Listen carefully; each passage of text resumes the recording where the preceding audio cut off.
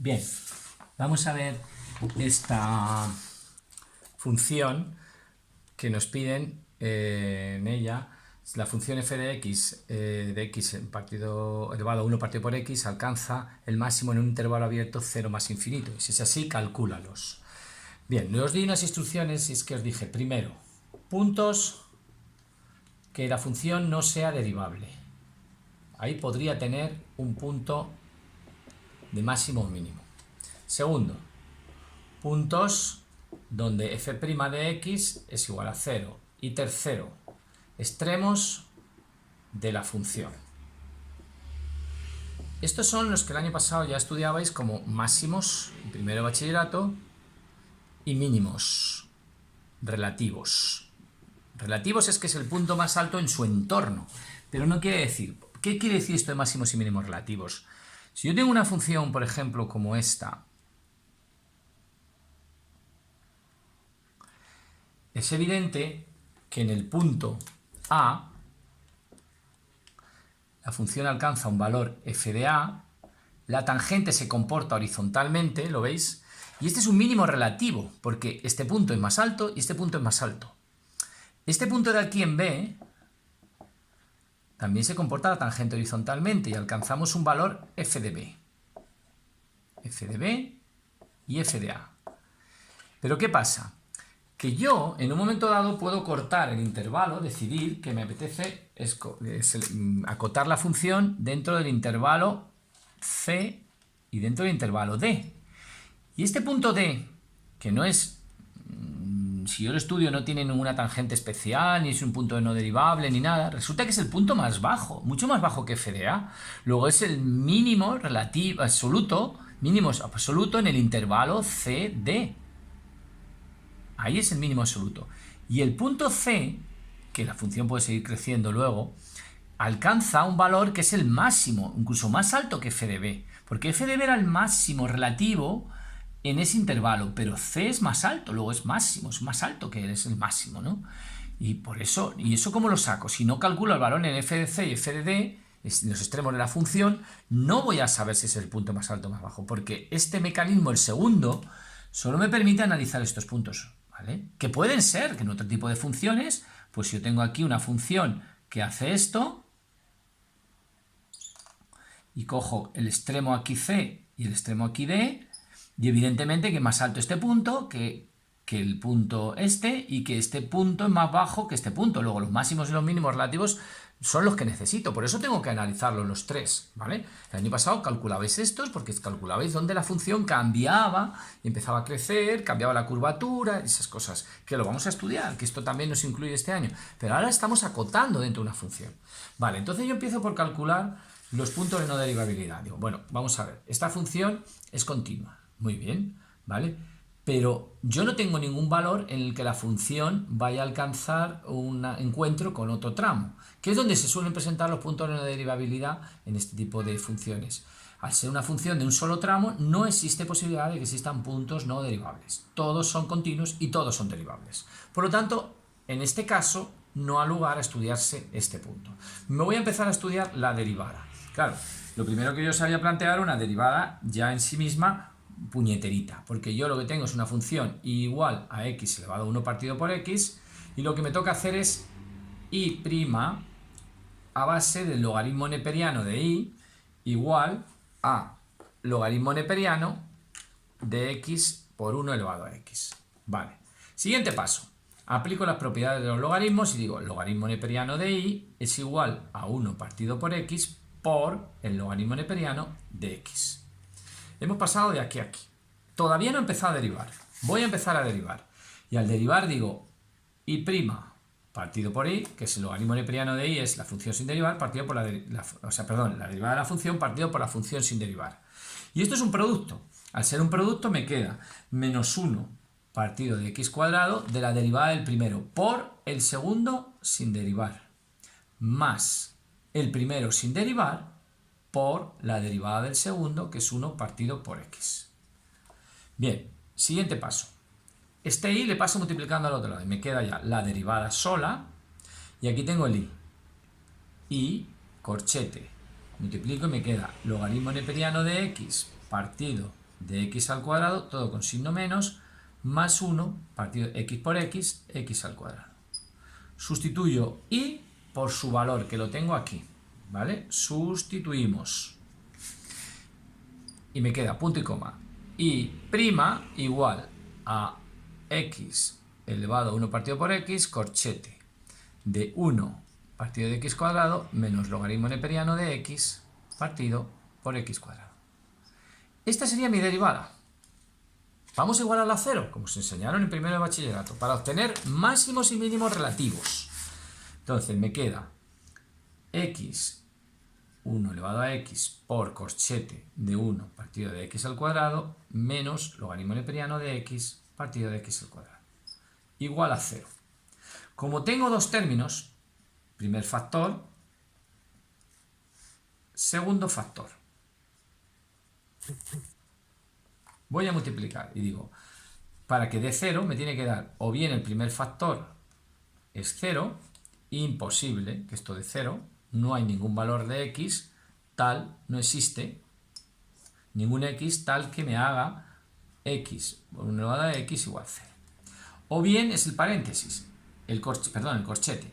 En el corchete voy a sacar factor común y me queda 1 partido de x al cuadrado por 1 menos el logaritmo neperiano de x. Esto tiene que dar 0. Vuelvo a tener un arbolito en el cual digo, pues entonces 1 partido por x debe ser 0. Esto no puede ser 0, en ningún caso.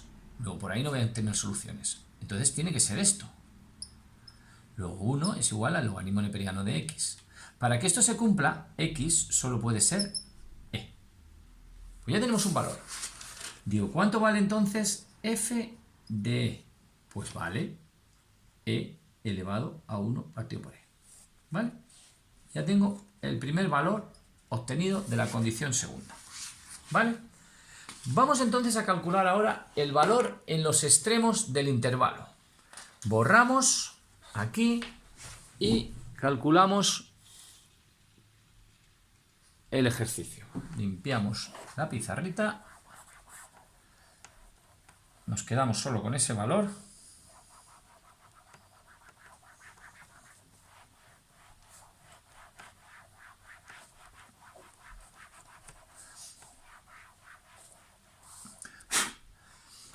Y veo cuánto me vale en los extremos, en f de 0 y en f de 4. Claro, yo f de 0 no lo puedo calcular, porque mi intervalo era abierto, 0, 4. Por lo tanto, yo me voy a acercar a 0,001. Y por el otro lado me voy a acercar a 3, 9, 9, 9, 9. ¿Cuántos 9? ¿Cuántos ceros aquí? No lo sé. Entonces no me vale, yo no puedo calcular f de 4 en un intervalo abierto. Si esto fuese cerrado, sí lo podría hacer. ¿Qué tengo que hacer? Utilizar otra herramienta que me brindan las matemáticas, que es calcular cuánto vale la función en las proximidades del 0 y en las proximidades del 4. Y esa herramienta se llama límite. Límite cuando x tiende a 0 por su derecha. Porque yo me voy acercando dentro de los números reales, este es el 0, este es el 4, me voy acercando por la derecha. Y sin embargo a este me voy a acercar por la izquierda. Vale, entonces, para calcular el límite cuando x tiende a 0 de x elevado a 1 partido por x, esto lo meto aquí y me da 0 elevado a infinito y obtengo una indeterminación. Estas indeterminaciones yo os había enseñado que había que calcularlas tomando los siguientes valores. Yo hago límite cuando x tiende a 0 por la derecha de x elevado a 1 partido por x, digo esto va a valer a. De momento vale a. Si yo tomo logaritmos a un lado y a otro, digo logaritmo neperiano del límite cuando x tiende a 0 por la derecha de x elevado a 1 partido por x es igual al logaritmo neperiano de a.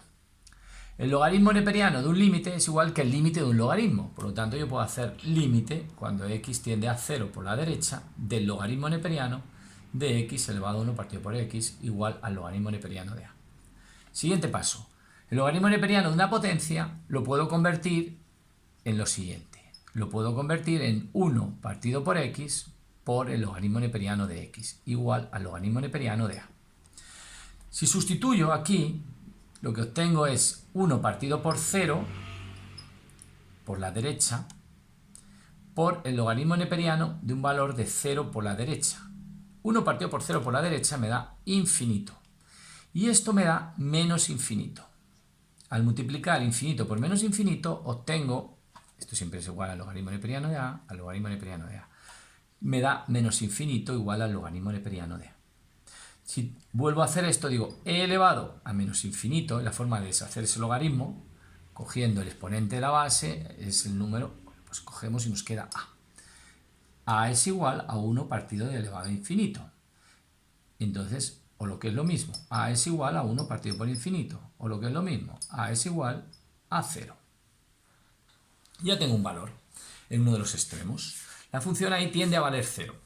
¿Cuánto vale en otro lado? Pues el límite cuando x tiende a infinito de x elevado a 1 partido por x es igual a infinito elevado a 0. Otra indeterminación que no sé cómo resolver si no utilizo una estrategia similar a la que he utilizado antes. Entonces, tomamos logaritmos neperianos igual que antes y digo, límite cuando x tiende a infinito de x elevado a 1 partido por x, tomamos logaritmos neperianos y aquí tomamos logaritmos neperianos.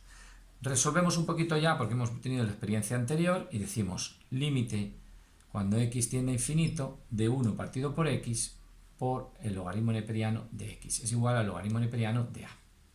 Entonces, 1 partido por infinito, aquí lo que me da es 0 y el logaritmo por infinito. ¿Vale? Es igual al logaritmo neperiano de a.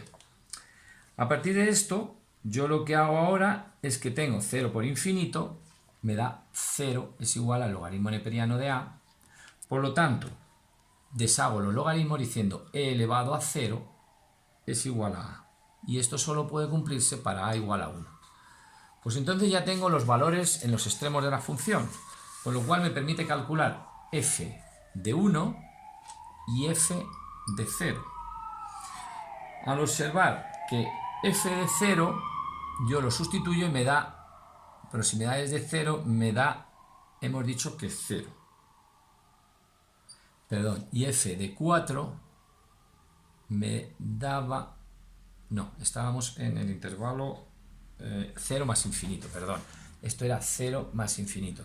Entonces, en las proximidades de f de infinito me da 1. Cuando yo tiendo a un límite infinito y obtengo un valor finito, lo que obtengo es una asíntota horizontal. Entonces, yo ahora comparo y digo, ¿qué valores tengo? Tengo e elevado a 1 partido por e, 0 y 1. Veo que e elevado a 1 partido por e es mayor que 1. Por lo tanto, estamos que en este punto teníamos el máximo. Porque lo veáis un poco representado así de forma rápida y eficaz, yo lo que tendría sería que la función en estas proximidades valdría, este sería el 1, esta es la asíntota horizontal, y lo que tengo es que la función